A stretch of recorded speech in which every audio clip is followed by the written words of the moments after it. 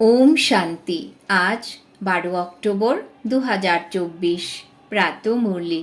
বাবা আজ বলেছেন, মিষ্টি বাচ্চারা, বাবা কান্ডারি হয়ে এসেছেন তোমাদের সকলের জীবনরূপী নৌকাকে বিষয় বৈতরণী থেকে বের করে ক্ষীর সাগরে নিয়ে যেতে।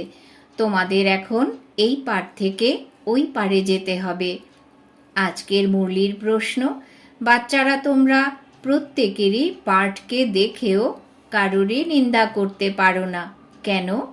উত্তর, কেননা তোমরা জানো যে এ হলো অনাদি পূর্ব নির্মিত ড্রামা। এতে প্রত্যেক অ্যাক্টর তার নিজের নিজের পার্ট প্লে করছে, কারোরই কোনো দোষ নেই।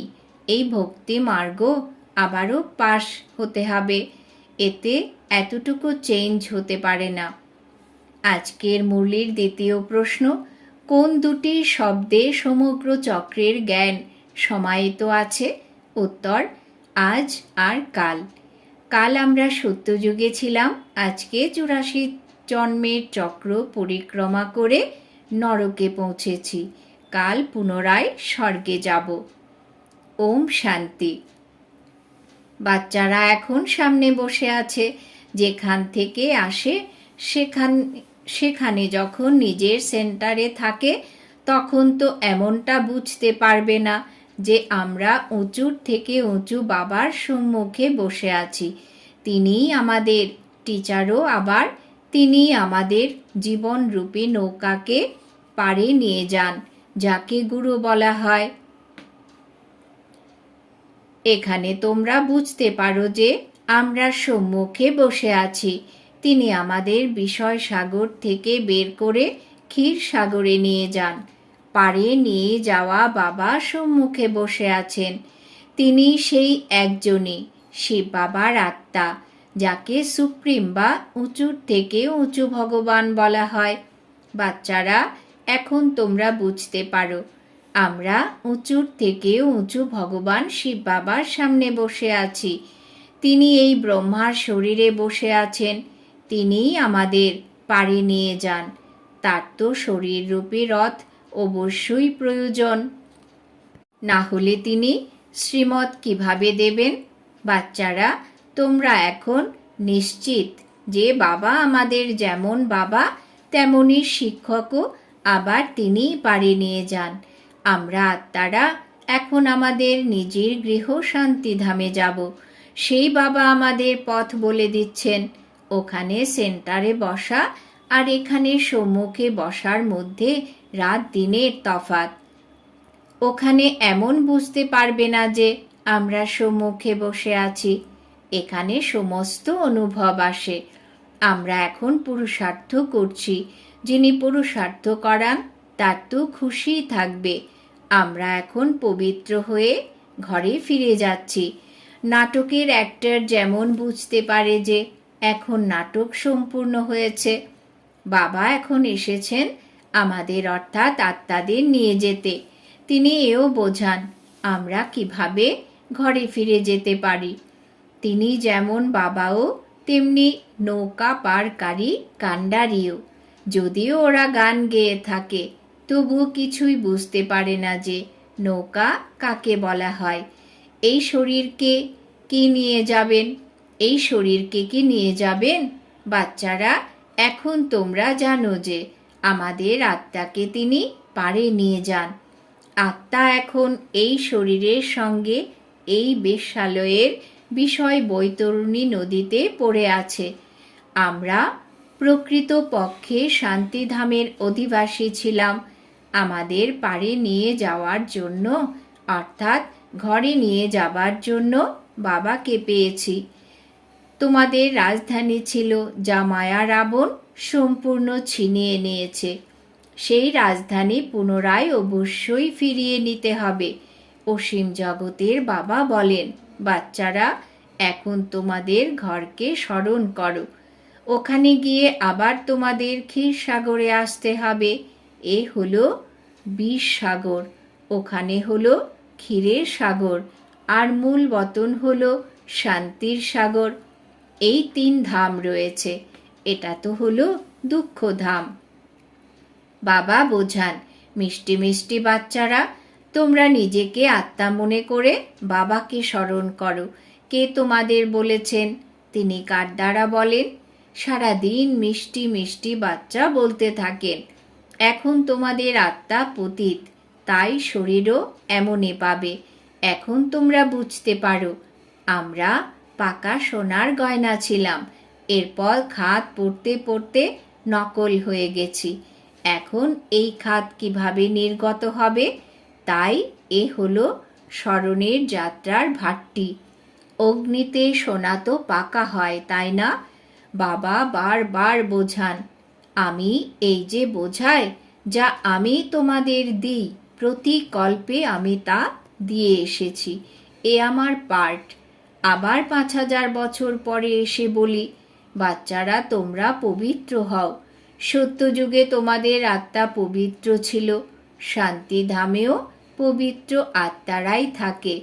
সে তো হলো আমাদের গৃহ, কত মিষ্টি গৃহ, যেখানে যাবার জন্য মানুষ কত মাথা ঠুকতে থাকে। বাবা বোঝান যে এখন সবাইকে যেতে হবে, তারপর আবার পার্ট প্লে করার জন্য আসতে হবে। এ তো বাচ্চারাই বুঝেছে। বাচ্চারা যখন দুঃখী হয় তখন বলে, হে ভগবান, আমাকে তোমার কাছে নাও। আমাকে এখানে দুঃখে কেন ফেলে রেখেছ? তারা জানে যে বাবা পরম ধামে থাকেন, তাই বলে, হে ভগবান, আমাকে পরম ধামে ডেকে নাও। সত্যযুগে কিন্তু এমন কথা বলবে না।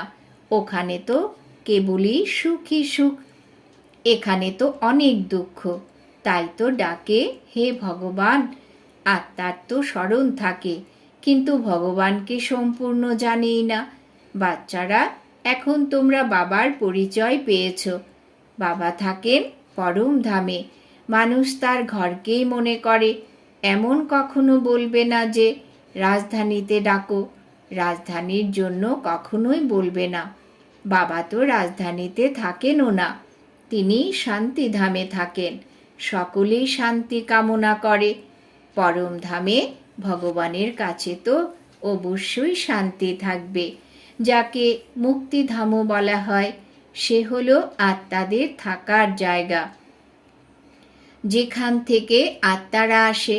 সত্যযুগকে ঘর বলা হবে না, সে হলো রাজধানী। এখন তোমরা এখানে বিভিন্ন জায়গা থেকে এসেছো, এখানে এসে সামনে বসেছ। বাবা তোমাদের সঙ্গে বাচ্চা বাচ্চা বলে কথা বলেন। তিনি বাবার রূপে তোমাদের বাচ্চা বাচ্চা বলে ডাকেন, আবার টিচার হয়ে সৃষ্টিচক্রের আদি মধ্য অন্তের রহস্য বা হিস্ট্রি জিওগ্রাফি বুঝিয়ে বলেন। এইসব কথা কোনো শাস্ত্রে নেই। বাচ্চারা, তোমরা জানো যে মূল বতন হলো আমাদের, অর্থাৎ আত্মাদের ঘর। সূক্ষ্ম বতন হলো দিব্য দৃষ্টির ব্যাপার। বাকি সত্যযুগ, ত্রেতা, দাপর আর কলিযুগ তো এখানেই হয়। তোমরা অভিনয়ও এখানেই করো। সূক্ষ্ম বতনে কোনো অভিনয় হয় না। এ হলো সাক্ষাৎকারের কথা। কাল আর আজ, এ কথা তো খুব ভালোভাবে বুদ্ধিতে থাকা উচিত। কাল আমরা সত্যযুগে ছিলাম, তারপর 84 জন্ম নিতে নিতে আজ এই নরকে এসেছি। বাবাকে এই নরকেই ডাকা হয়। সত্যযুগে তো অগাধ সুখ থাকে, তাই কেউ সেখানে বাবাকে ডাকেই না। এখানে তোমরা শরীরে আছো, তাই কথা বলো। বাবাও বলেন, আমি সর্বজ্ঞ, অর্থাৎ এই সৃষ্টির আদি, মধ্য এবং অন্তকে জানি, কিন্তু কিভাবে তা তোমাদের শোনাবো? এ তো চিন্তা করার মতো কথা। তাই লেখা রয়েছে, বাবা রথ নেন। তিনি বলেন, আমার জন্ম তোমাদের মতো নয়, আমি এনার মধ্যে প্রবেশ করি। তিনি এই রথেরও পরিচয় দেন। এই আত্মাও নাম রূপ ধারণ করতে করতে তমপ্রধান হয়ে গেছে। এই সময় সকলেই শিশু, কারণ তারা বাবাকেই জানে না। তাই সকলেই হলো বালক বালিকা। নিজেদের মধ্যে তারা যখন লড়াই করে, তখন তো বলে, তোমরা ছেলে মেয়েরা লড়াই ঝগড়া কেন করছো? বাবা তাই বলেন, আমাকে তো সবাই ভুলে গেছে, আত্মাকেই বালক বালিকা বলা হয়। লৌকিক বাবাও এমন বলেন, অসীম জগতের বাবাও বলেন, ছেলেমেয়েরা তোমাদের অবস্থা এমন কেন? তোমরা কি অনাথ? বাবা মা নেই? তোমরা অসীম জগতের বাবাকে পেয়েছ, যিনি তোমাদের স্বর্গের মালিক করেন, যাকে তোমরা অর্ধেক কল্প ধরে ডেকে এসেছ। তার জন্যে মানুষ বলে দেয় তিনি নুড়ি পাথরের সবেতে আছেন। বাবা এখন তোমাদের সামনে বসিয়ে বোঝাচ্ছেন, বাচ্চারা তোমরা এখন বুঝতে পারো যে আমরা বাবার কাছে এসেছি, এই বাবাই আমাদের পড়ান। আমাদের জীবনরূপী নৌকাকে তিনি পাড়ি নিয়ে যান, কেননা এই নৌকা অনেক পুরনো হয়ে গেছে। তাই বলা হয় একে পার করো আর আমাদের নতুন নৌকা দাও। এই পুরনো নৌকা হলো বিপজ্জনক, কোথায় গিয়ে রাস্তায় ভেঙে পড়ে, অ্যাক্সিডেন্ট হয়ে যায়। তাই তোমরা বলো আমাদের এই নৌকা পুরনো হয়ে গেছে, এখন আমাদের নতুন দাও। এই শরীরকে বস্ত্রও বলা হয়, আবার নৌকাও বলা হয়। বাচ্চারা বলে, বাবা আমাদের তো এই রকম শরীর চাই, অর্থাৎ লক্ষ্মী নারায়ণের মতো শরীর চাই। বাবা বলেন, মিষ্টি মিষ্টি বাচ্চারা, তোমরা স্বর্গবাসী হতে চাও? প্রতি 5000 বছর অন্তর তোমাদের এই বস্ত্র পুরনো হয়, তখন আমি আবার নতুন প্রদান করি। এ হলো আসুরি বস্ত্র। আত্মাও এখন আসুরি। মানুষ যখন গরিব হয় তখন বস্ত্রও তো গরিবদেরই পরিধান করবে, বিত্তবান হলে বস্ত্রও বিত্তবানদেরই পরিধান করবে। এই কথা এখন তোমরাই জানো। এখানে তোমাদের এই নেশা থাকে যে আমরা কার সামনে বসে আছি। সেন্টারে যখন তোমরা থাকো তখন তোমাদের এই অনুভূতি আসবে না। এখানে সামনে বসে থাকলে অনেক খুশি হয়, কেননা বাবা ডাইরেক্ট বসে বোঝান। এখানে কেউ বোঝাতে থাকলে বুদ্ধিযোগ কোথাও না কোথাও ছুটতে থাকবে। বলা হয় না, বৈষয়িক চিন্তায় ফেঁসে রয়েছে, সময় কোথায় পাবে? আমি এখন তোমাদের বোঝাচ্ছি, তোমরাও বুঝতে পারো যে বাবা এই মুখের দ্বারা আমাদের বোঝান। বাবা এই মুখের দ্বারা আমাদের বোঝান। এই মুখেরও কত মহিমা। মানুষ গোমুখের থেকে অমৃত পান করার জন্যে কোথাও না কোথাও গিয়ে ধাক্কা খায়। তারা কত পরিশ্রম করে যায়। মানুষ বুঝতেই পারে না যে এই গোমুখ কি। কত বড় বড় বুদ্ধিমান ব্যক্তিও ওখানে যায়। এতে লাভ কি?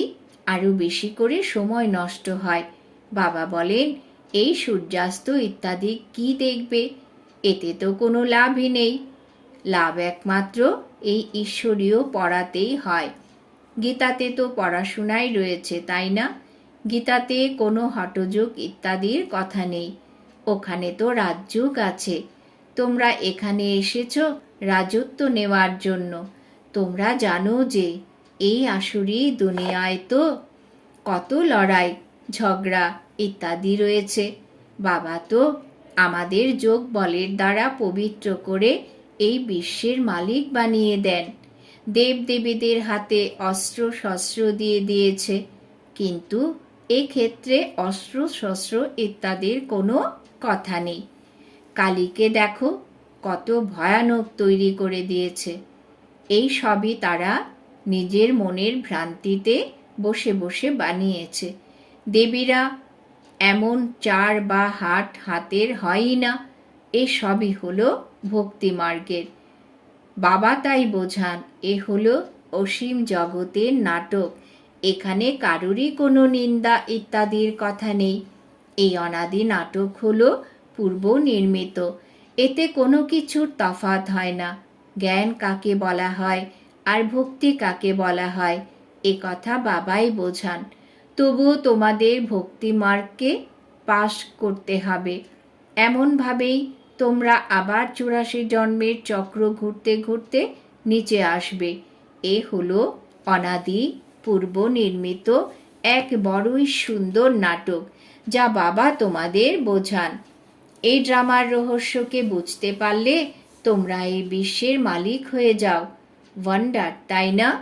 ভক্তি কিভাবে চলে আর জ্ঞান কিভাবে চলে, এই খেলা অনাদি পূর্ব নির্মিত রয়েছে। এতে কোনোই চেঞ্জ হওয়া সম্ভব নয়।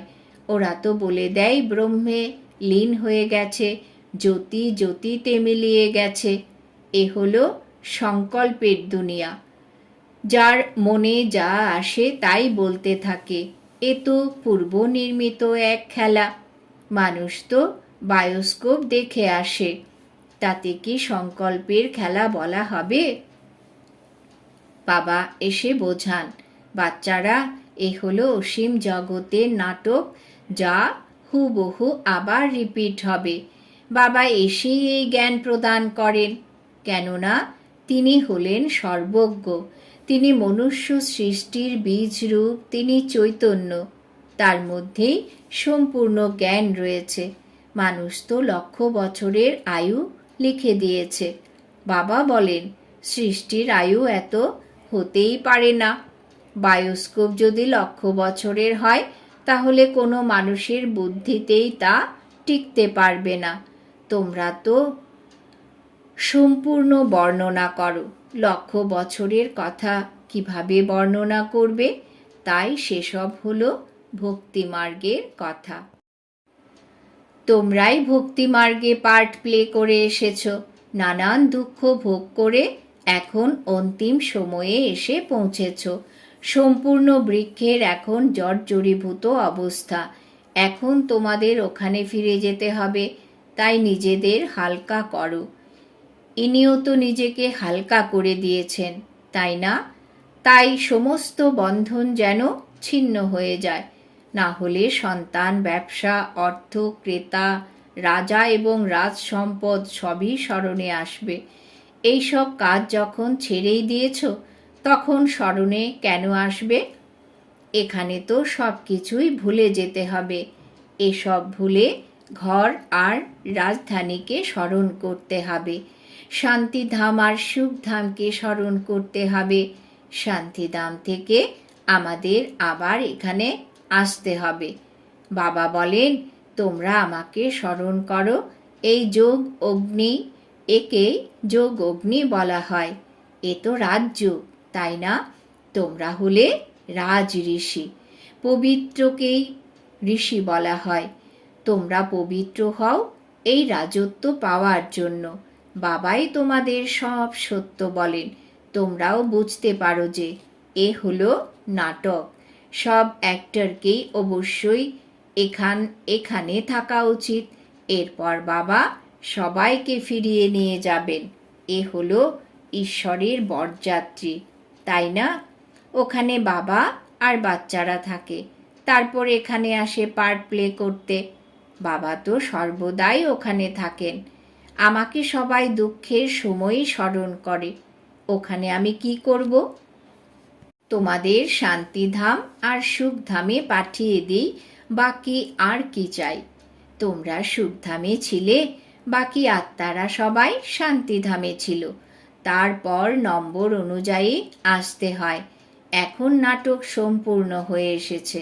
বাবা বলেন, বাচ্চারা, এখন আর গাফিলতি করো না। তোমাদের তো অবশ্যই পবিত্র হতে হবে। বাবা বলেন, ড্রামা অনুসারে এই পার্টও প্লে হয়ে চলেছে। ড্রামা অনুসারে তোমাদের জন্যই আমি প্রতি কল্পে কল্পে আসি। নতুন দুনিয়াতে এখন যেতে হবে, তাই না? আচ্ছা, মিষ্টি মিষ্টি হারানিধি বাচ্চাদের প্রতি মাতা পিতা বাপদাদার স্মরণের স্নেহ সুমন আর সুপ্রভাত। আত্মাদের পিতা তার আত্মারূপী বাচ্চাদেরকে জানাচ্ছেন নমস্কার। আমরা আত্মারূপী বাচ্চারা আমাদের মাতা পিতা বাপ দাদাকেও জানাই স্মরণের স্নেহ সুমন, সুপ্রভাত, নমস্কার। ধারণার জন্যে মুখ্য সার। 1 নম্বর, এখন এই সৃষ্টিরূপী বৃক্ষ পুরনো জরাজীর্ণ অবস্থা প্রাপ্ত হয়েছে। আত্মাকে আবার ঘরে ফিরে যেতে হবে। তাই নিজেকে সর্ববন্ধন থেকে মুক্ত করে হালকা করে নিতে হবে। বুদ্ধির সাহায্যে এখানকার সব কিছুই ভুলে যেতে হবে। 2 নম্বর, অনাদি এই ড্রামাকে বুদ্ধিতে রেখে কোনো পার্টধারীর নিন্দা করা উচিত নয়। ড্রামার রহস্যকে বুঝে বিশ্বের মালিক হতে হবে। বরদান। বাবা আজ বরদান দিয়েছেন, সাইলেন্সের শক্তির দ্বারা আত্মশক্তির উড়ানকে তীব্র গতি করে বিশ্ব পরিবর্তক ভব। সাইলেন্সের শক্তির দ্বারা আত্মশক্তির উড়ানকে তীব্র গতি করে বিশ্ব পরিবর্তক ভব। ব্যাখ্যা: সায়েন্সের সাধনের গতিবেগকে সায়েন্সের দ্বারাই কাট করতেও পারা যায়, ধরতেও পারা যায়, কিন্তু আত্মার গতিকে এখনো পর্যন্ত না কেউ ধরতে পেরেছে আর না কেউ ধরতে পারবে। এতে সায়েন্সও নিজেকে ফেল মনে করে। যেখানে সায়েন্স ফেল, সেখানে সাইলেন্সের শক্তির দ্বারা যেটা চাও সেটা করতে পারো। তাই আত্মশক্তির উড়ান তীব্র গতিতে করো। এই শক্তির দ্বারা স্বপরিবর্তন বা কারুর বৃত্তির পরিবর্তন, বায়ুমণ্ডলের পরিবর্তন করে বিশ্বের পরিবর্তক হতে পারো। তীব্রতার লক্ষণ হলো চিন্তা করলে আর কাজ হয়ে গেল। স্লোগান: শিক্ষা প্রদাতার সাথে দয়াবান হয়ে সহযোগী হও। শিক্ষা প্রদাতার সাথে দয়াবান হয়ে সহযোগী হও। আজকের সমান: আমি মাস্টার বিশ্ব পরিবর্তক আত্মা। আমি মাস্টার বিশ্ব পরিবর্তক আত্মা। ওম শান্তি।